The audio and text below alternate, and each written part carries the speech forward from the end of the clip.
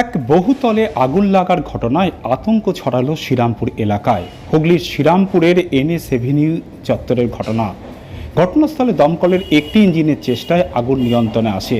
যদিও এই ঘটনার পর বহুতলের বাসিন্দাদের পাশাপাশি স্থানীয়রা যথেষ্ট আতঙ্কিত হয়ে পড়ে। বিশেষ করে এই এলাকায় যেরকম ব্যবসায়ী চত্বর রয়েছে তার পাশাপাশি বহু বাড়ি রয়েছে। স্বাভাবিকভাবেই এই ঘটনায় যথেষ্ট আতঙ্কিত স্থানীয় বাসিন্দারা। এর পাশাপাশি ঘটনাস্থলে সিএসসি কর্তৃপক্ষ দেরিতে আসায় ক্ষোভ দেখায় স্থানীয় বাসিন্দারা। পরে ঘটনাস্থলে এসে পৌঁছায় স্থানীয় পুর সদস্যর পাশাপাশি শ্রীরামপুর থানার পুলিশ। প্রাথমিক অনুমান শর্ট সার্কিট থেকেই এই আগুন।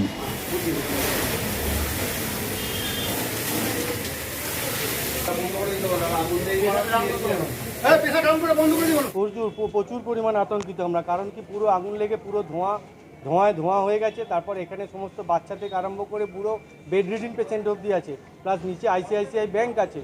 তো এই জন্য আমরা প্রচুর পরিমাণে আতঙ্কিত, মানে আমরা কি করব, আমরা কিং কর্তব্য বিমূঢ় হয়ে গেছি।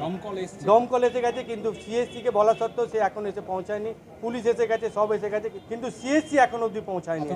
আমরা পুরোপুরিভাবে আতঙ্কিত অবস্থার সাথে দেখুন, আমরা সঙ্গে সঙ্গে ফায়ার ব্রিগেড এবং পুলিশ প্রশাসন বলেছি, সবাই এসেছে। সিএসসির অত্যন্ত জঘন্য কাজ, মানে ইদানিং গাছ পড়ে গেলেও সিএসসিকে পাওয়া যাচ্ছে না।